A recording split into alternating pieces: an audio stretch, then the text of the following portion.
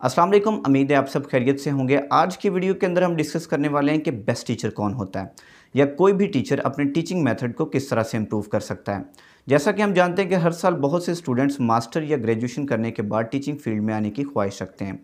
उनमें बहुत ही कम ऐसे टीचर्स होते हैं जो स्टार्ट में अपने बच्चों को इम्प्रेस करने में कामयाब हो जाते हैं। ज़्यादातर टीचर्स बच्चों को इम्प्रेस नहीं कर पाते। बच्चे प्रिंसिपल से कंप्लेन करते हैं जी हमें इन टीचर्स की समझ नहीं आ रही। तो वो टीचर उन दिनों में बड़े परेशान होते हैं, बड़ी प्रॉब्लम्स को फेस करना पड़ता है उनको। तो कुछ टीचर्स इस तरह के भी होते हैं जो टीचिंग फील्ड ही छोड़ जाते हैं उन दिनों में।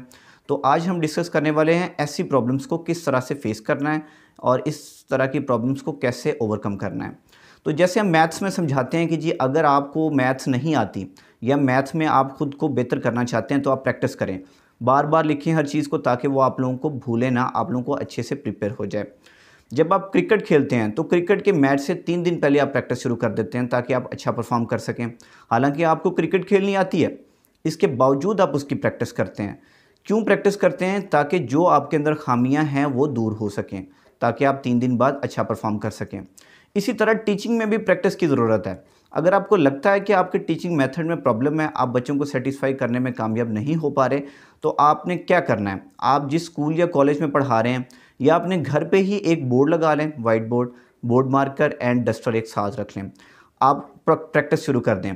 प्रैक्टिस क्या करनी है, कोई सा एक टॉपिक चूज़ करें, उस पर प्रेजेंट करें। आप ऐसा ही कंसीडर करें कि सामने बच्चे बैठे हुए हैं, अकेले पढ़ाते रहें बस। और जब भी आप पढ़ा रहे हों तो आप खुद नोट करें क्या आप अच्छा पढ़ा पा रहे हैं या नहीं, क्या आपके बच्चों को आपकी समझ आ सकती है या नहीं इस मेथड से अगर आप पढ़ाते हैं। फिर आप उन टीचर को अपने माइंड में लेके आएँ जो कि आपके फेवरेट टीचर हैं, जिनकी आपको बहुत अच्छे से समझ आती है, जो कि एक-एक चीज़ को बड़ी डीपली समझाते रहें आप। उनको अपने माइंड में रखें और उनको कॉपी करने की कोशिश करें। तो जब आप उनको कॉपी करने की कोशिश करेंगे तो कॉपी तो नहीं कर पाएँगे, लेकिन उनके मेथड को देखते हुए आप अपना मेथड काफ़ी हद तक इम्प्रूव कर लेंगे। तो फिर बाद में आपने कोई एक ऐसा टीचर ढूँढना है अपने स्कूल या कॉलेज का जो कि बहुत अच्छा हो, जिससे बच्चे काफ़ी सैटिस्फाई हों और उनका एक्सपीरियंस भी अच्छा खासा हो। उसको अपने सामने बिठा देना है, आपने उनके सामने प्रेज़ेंट करना है। तो फिर उनसे पूछना है कि जी सर बताइएगा कि मैंने अच्छा प्रेज़ेंट किया है या नहीं? तो इस मेरी प्रेज़ेंटेशन के अंदर क्या ख़ामियाँ हैं? तो वो आपको वहाँ पर गाइड करेगा। ज़रूरी नहीं है कि वो आपके सब्जेक्ट का ही टीचर हो। अब हम मैथ्स के टीचर हैं, तो अक्सर ऐसा होता है कि इंग्लिश का डेमो हो रहा होता है, तो हम इंग्लिश के डेमो में बैठे होते हैं। हमें आइडिया हो जाता है कि वो जो टीचर पढ़ा रहा है वो अच्छा पढ़ा रहा है या नहीं, बच्चे को उसकी समझ आएगी या नहीं। इसलिए ज़रूरी नहीं है कि जिस टीचर को आप सामने बिठा रहे हैं वो आपके ही सब्जेक्ट का हो, वो कोई भी हो सकता है। यानी इस तरह डेली बेस पे आप प्रैक्टिस करके आप अपने मेथड को इम्प्रूव कर सकते हैं। मैंने बहुत से टीचर्स ऐसे देखे हैं जिनका स्टार्ट में मेथड अच्छा नहीं था, लेकिन बाद में बच्चे उनके फ़ैन हो जाते हैं, क्योंकि वो प्रैक्टिस करते रहें, बार-बार कोशिश करते रहें।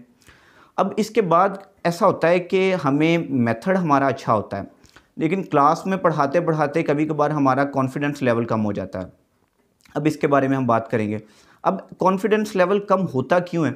अगर हम टॉपिक प्रिपेयर करके नहीं जाते और वहाँ पे खड़े होते हैं और हमारे माइंड में ये होता है कि जी टॉपिक तो ये मुझे अच्छे से आता ही नहीं है, तो मैं कैसे प्रेज़ेंट करूँगा, अगर भूल गया तो क्या होगा?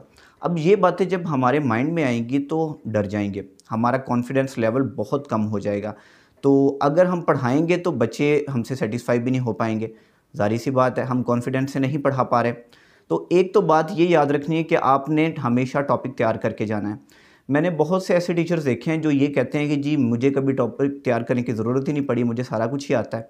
तो ये एक नेगेटिव पॉइंट होता है, क्योंकि आप जब भी टॉपिक को प्रिपेयर करते हैं तो आपको कोई एक ऐसी चीज़ लाज़मी मिलती है जिसके बारे में आपको भी पहले पता नहीं होता, या जो कि आपको पता होता है लेकिन आपके माइंड में नहीं होता कि ये बच्चों को बतानी ज़रूरी है या नहीं, तो फिर वो बच्चों को आप डिलीवर करते हुए बता देते हैं। तो टॉपिक तैयार करके आपने क्लास में जाना है। दूसरी बात, कभी-कभार इस तरह से होता है कि आप टॉपिक प्रेज़ेंट कर रहे होते हैं, आपकी ग्रिप उस पे नहीं होती अच्छे से। तो कोई बच्चा सवाल एक ऐसा पूछ लेता है जिसका जवाब आपके पास नहीं है, तो वहाँ पर भी आपका कॉन्फिडेंस लेवल कम हो जाता है। तो आप अगर तो गलत आंसर करते हैं तो बच्चे को वक़्ती सैटिस्फाई कर लेंगे, लेकिन जब बच्चे को सही आंसर का पता चलेगा तो वो बच्चा आपको नेगेटिव डिस्कस करेगा, वो 10 बच्चों को बताएगा जी उन्होंने मुझे गलत बताया था। तो एक तो बात ये कि गलत भी नहीं बताना, और दूसरी बात मैंने अभी बता चुका हूँ कि टॉपिक को प्रिपेयर करके जाना है। यानी कि कॉन्फिडेंस लेवल बढ़ाने के लिए ना हमारा नॉलेज होना बहुत ज़रूरी है। हमें अपना नॉलेज हमेशा गेन करते रहना चाहिए। मेरे एक दोस्त थे, मैंने उनसे पूछा था कि भी मैं अपना नॉलेज गेन करना चाहता हूँ, तो मुझे इसके लिए क्या करना चाहिए? तो उन्होंने पहले एक मिसाल दी। वो कहते हैं कि आप टीचर हैं, आप फ़र्ज़ करें कि भी आपको बोल दिया जाए कि पॉलिटिक्स के बारे में आपने 10 मिनट प्रेजेंट करना है, और जो आगे बैठे हुए हैं वो सारे पॉलिटिशियंस हैं जिनको पॉलिटिक्स के बारे में पता है, लेकिन मुझे नहीं पता, यानी कि जो मैं प्रेजेंट कर रहा हूँ। तो आप वहाँ पे प्रेजेंट कर पाएंगे?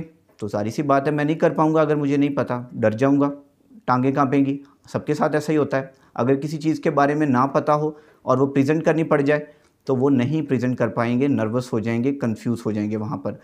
तो इसलिए उन्होंने कहा कि भाई आपने अपना नॉलेज लाजमी गेन करना है। अब नॉलेज गेन कैसे करते हैं? सबसे पहले अपने दिमाग को ये बात समझा दें, जी आपको कुछ भी नहीं पता। आपके अंदर इतना जज्बा तो है कि नॉलेज गेन करना चाहते हैं, लेकिन अपने आप को जब ये यकीन दिला देंगे कि आपको कुछ भी नहीं आता, तो फिर आप अपना नॉलेज गेन करने की कोशिश करेंगे, मेहनत करेंगे। ज़्यादा से ज़्यादा जब मेहनत करेंगे, ज़्यादा से ज़्यादा गेन करेंगे। लेकिन जब आप बच्चों को पढ़ाने जा रहे हैं, जब क्लास में खड़े हैं, तो वहाँ पर आपने अपने दिमाग को ये समझाना है कि आपको सब कुछ आता है। जब आप खुद सीख रहे हैं तो आपके दिमाग में ये होना चाहिए कि आपको कुछ भी नहीं पता, आपने इन्फॉर्मेशन इकट्ठी करनी है, आपने नॉलेज गेन करना है। लेकिन जब आप बच्चों को पढ़ा रहे हैं तो आपने अपने आप को ये समझाना है कि आपको हर चीज़ का पता है। जब आपको आप ये समझा लेंगे अपने आप को, तो आपका कॉन्फिडेंस लेवल बढ़ जाएगा, आपके नॉलेज अच्छा होगा, आपको डर ही नहीं होगा किसी चीज़ का। जी, मैं अगर पहले चैप्टर का कोई क्वेश्चन समझा रहा हूँ, स्टूडेंट 5वें चैप्टर में से भी कोई पूछ लेता है, तो कोई मसला नहीं है, आप उसको रिप्लाई कर पाएंगे। यानी कि नॉलेज गेन करना कॉन्फिडेंस लेवल को बढ़ाने के लिए बहुत ज़रूरी है। उसके बाद हम आ जाते हैं, जो क्लास का डिसिप्लिन होता है उसके बारे में हमें थोड़ा सा इम्पोर्टेंस लेनी चाहिए या नहीं लेनी चाहिए। तो क्लास का जो डिसिप्लिन होता है ना, ये बहुत ज़्यादा इम्पोर्टेंट है। अगर आप बच्चे को पढ़ा रहे हैं, बच्चों को, तो क्लास में एक बच्चा जो है वो डिस्टर्बेंस क्रिएट कर रहा है, उस एक बच्चे की वजह से 10 बच्चे डिस्टर्ब होंगे, यानी अगर आप उसको इग्नोर कर देते हैं। पहली बात तो ये है कि आपको पढ़ाना इस तरह से चाहिए कि कोई बच्चा इधर उधर देखे भी ना। ऐसा तब होता है जब आप पढ़ा रहे हों तो हर बच्चे को ऐसा लगे कि सर मुझे पढ़ा रहे हैं, सर का फोकस मेरे पे है। यानी कि पढ़ाते वक्त आपका फोकस हर स्टूडेंट पे होना चाहिए। जब आप हर स्टूडेंट पे फोकस करेंगे तो हर स्टूडेंट एक्टिव होकर बैठेगा, आपकी बात को सुनने की कोशिश करेगा, तो क्लास का डिसिप्लिन ऑटोमेटिकली जो है मेंटेन होना शुरू हो जाएगा। कभी भी ऐसा नहीं होता कि हम बच्चों को मारते हैं तो उससे डिसिप्लिन बनता है, डांटते हैं तो उससे बनता है, आपके अपने एटीट्यूड से बनता है। अगर तो आप डेली बेस पे क्लास में जब जाते हैं, बच्चों के साथ गपशप लगाते हैं इस तरह से कि उनके साथ मजाक करते हैं, बच्चे भी आपके साथ मजाक करते हैं, तो बच्चों को आदत पड़ जाती है, उनको पता है कि सर तो हमारे फ्रेंड बन चुके हैं तो कोई मसला ही नहीं है। तो फिर कभी भी आप क्लास का डिसिप्लिन मेंटेन नहीं रख पाएंगे। आप अपना एटीट्यूड इस तरह का बनाएं कि आप बच्चों को मारे भी ना और डांटे भी ना, लेकिन फिर भी बच्चा आपसे डरे, क्योंकि आपने कभी उनके साथ मजाक नहीं इस तरह का किया होगा। एक लिमिट तक तो होता है, लेकिन एक हद होती है उसकी भी।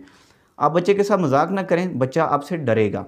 आप जब पढ़ाएंगे, बच्चा आपके लेक्चर पे फोकस करेगा, डेली बेस पे आपका काम भी करेगा। अगर आप उनके साथ मजाक करते रहेंगे तो अगले दिन जब वो काम नहीं करके आएगा तो वो मजाक में बात डालेगा, जी सर हैं, कोई मसला नहीं है, दोस्त ही हैं, इन्होंने कौन सा कुछ कहना है। तो ये बच्चे का आप नुकसान कर रहे होते हैं। तो ऐसी सूरत में जब बच्चे आगे चले जाते हैं तो वो आपको नेगेटिव डिस्कस करते हैं, आपकी कोई खूबियाँ बयान नहीं करते। वो यही कहते हैं कि भी हमें फ़लाँ सर ने नहीं अच्छे से पढ़ाया, वो फ़लाँ सर हमें इग्नोर करते रहे हैं, हम पर उन्होंने फ़ोकस नहीं किया।